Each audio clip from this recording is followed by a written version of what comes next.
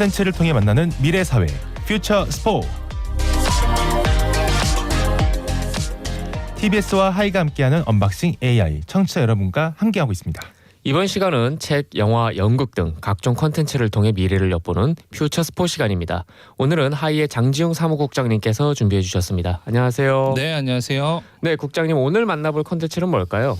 네, 오늘 콘텐츠 얘기를 하기 전에 짧은 질문으로 이야기를 좀 시작해 볼까 합니다. 네. 여기 계신 분들은 이제 친구를 대하는 것보다 혹시 AI를 대하시는 게 조금 더 편하신가요? 저는 그렇진 않은 것 같아요. 아, 그래요? 네. 철근님 어떠세요? 저는 좀 막대하는 것 같아요. AI로 오히려 좀 더 그럼 편하긴 한 거네요. 편하긴 한 거죠. 편하긴 한 거네. 이게 왜 안 되느냐 계속 물어봐요. 그러니까 요즘 이 젊은 세대를 중심으로 인공지능 챗봇과의 대화가 단순한 정보 검색을 넘어서 마음 상담 역할까지 하고 있다는 사실이 좀 공공연히 알려져 있죠. 그렇죠. 네. 이 영국 유니버시티 칼리지 런던 연구진은 최근 발표한 연구에서 일부 젊은이들이 외로움이나 스트레스를 해소하기 위해서 AI 챗봇에 정서적으로 기대고 있다면서 네. AI가 사람 사이의 소통을 돕는 보조수단이 될 수는 있지만 친구나 가족을 완전히 대신해서는 안 된다고 강조하고 있는데요. 네. 네. 이 2022년 AI가 친구나 가족을 대체하면 어쩌지? 라는 질문을 담은 영화가 하나 있습니다. 그런가요? 오늘 이 여러분들과 오. 이야기를 나눌 영화의 제목은 바로 메간입니다. 그거 저 공포 영화 아닌가요? 맞아요. 다들 네. 공포 영화로 생각하시죠. 네, 네. 이게 추운데 공포 영화를 이 한겨울에 이 영화가 이 공포 영화로 홍보가 되어가지고 네. 사실 많은 분들이 좀 패싱하기도 했을 거예요. 네. 제가 그랬습니다. 아, 네. 그러셨죠. 이 제가 단언컨대 이 영화는 공포가 아니라 코미디라고 말씀을 드릴 수 있을 것 같아요. 이 비슷한 영화로 제가 볼 때는 이제 사탄의 인형 시리즈가 좀 있을 것 같은데, 그러니까 네. 겉포장은 공포이기는 한데 내용 영화 속에 유머가 좀 많이 포함되어진 약간 영화입니다. 블랙 코미디인 거죠. 네네, 약간 그런 느낌이에요. 네. 우선 영화에 대해서 짧게 한번 소개해 주시겠어요? 네, 정말 짧게 설명드리면 이 KD라는 10대 소녀가 주인공인 영화인데요. 네. 이 KD가 불의의 사고로 부모를 잃고 난 뒤에 네. 이 로봇 개발자인 이모 젬마와 같이 살게 됩니다. 네. 근데 이제 이 젬마가 이제 결혼을 하지도 않았고 아이도 없다 보니까 아이를 갑자기 이 10대 소녀를 키우는 게 어렵잖아요. 그렇죠. 그래서 본인의 전공을 살려가지고 이제 메간이라는 로봇을 만들어내는 겁니다. 이 메간이 이제 고성능 AI 휴머노이드 스스로 계속해서 이 학습을 통해 가지고 발전시켜 나가면서 이 링크로 연결되어진 그 이용자의 성향에 완전하게 맞춰져 가는 그런 형태의 이 AI 로봇인데 예. 네. 문제는 이제 처음에는 이 AI 로봇인 메간이 등장하면서 육아가 좀 쉬워지는 것 같지만 점차 이 아이가 통제를 벗어나면서 네. 이 메간이 폭주하게 되면서 나타나는 이 미래 사회를 좀 그리고 있는 그러한 영화라고 볼 수 네. 있습니다. 그렇군요. 네. 그래서 사실 이 영화를 보면서 제가 느꼈었던 고민 그리고 이 영화를 통해서 계속 남았던 질문이 뭐였냐면 네. 과연 앞서 저희가 언급했던 뉴스처럼 인간의 외로움과 소외감을 AI가 대체할 수 있는가라는 질문인 겁니다. 네. 예. 이게 앞에서도 AI 챗봇을 젊은 세대가 굉장히 많이 외로움과 소외감을 해소하기 위해서 쓰고 있다라고 나타나져 있잖아요. 그렇죠. 네. 근데 그것이 과연 진정으로 외로움과 소외감을 해소하고 있는 것이냐라고 물었을 때 저는 좀 그렇지 않다라는 생각이 좀 많이 들었습니다. 그렇죠. 그렇죠. 이게 작년 정신건강 진료를 받은 소아청소년 환자가 무려 35만 337명으로 집계가 됐다고 해요.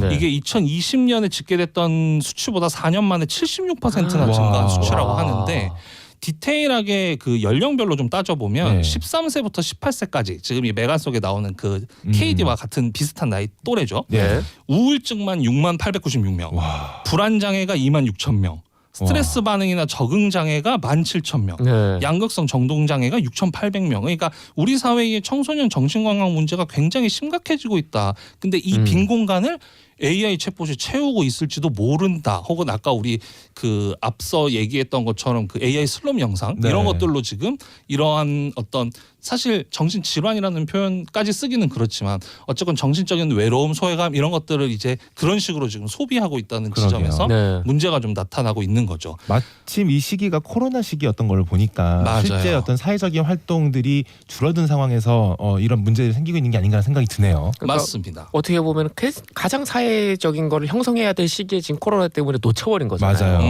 어떻게 보면 그런 부분도 좀 있을 것 같아요. 네. 맞아요. 특히 이 오픈 AI가 이제 최근에 성인 인공지능 채법 사업 시작한다라고 우리가 소식도 전한 적이 예, 맞아요. 있었잖아요. 그랬죠.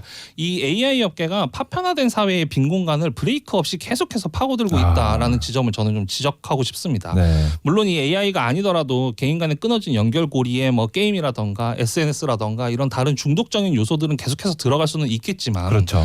이 영화 속의 메간과 같이 이 고성능 AI 기술이 탑재된 존재는 사실 게임과 비교할 수 없을 만큼 굉장히 강력하게 개인을 잠식할 수 있다라는 우려가 좀 드는데요. 맞습니다. 그렇죠. 이 아이러니하게도 AI 휴머노이드 실현이 가까워질수록 이 파편화된 공동체와 개인의 회복이 너무나 중요해지고 있다. 이러한 생각들이 좀 듭니다. 네. 실제로 AI 챗봇과 이야기를 나누다가 자살까지 이른 그 미국 청년의 사례도 있었잖아요. 맞아요. 그런 네. 사례까지도 저희가 또 마침 전달을 한 적도 있었죠. 네, 그렇죠. 네.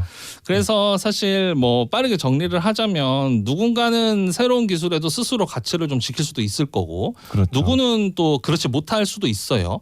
다만 이게 기술에 종속되어가는 사람의 모습을 개인의 역량의 문제로 치부를 해서 방치를 할 거냐라고 물어보면 우리 모두 그렇다라고 답할 사람은 아마 아무도 없을 거라는 겁니다. 네. 이게 단순히 AI 기술을 인간관계에서 사용하지 말자라는 주장이거나 혹은 뭐 더 기술을 개발해서 문제를 해결하자 이러한 결론을 내리려고 하는 건 아니고요. 네. 네. 다만 우리에게는 아직 여전히 시간이 있고 AI의 기술 발달에 따른 이 윤리적 규제만큼 인간과 인간을 연결하는 고리들에도 좀 관심을 가져야 하는 거 아닌가라는 이야기를 좀 오늘 소개해드린 이 메간이라는 영화를 통해서 좀 해보고 싶었습니다. 네.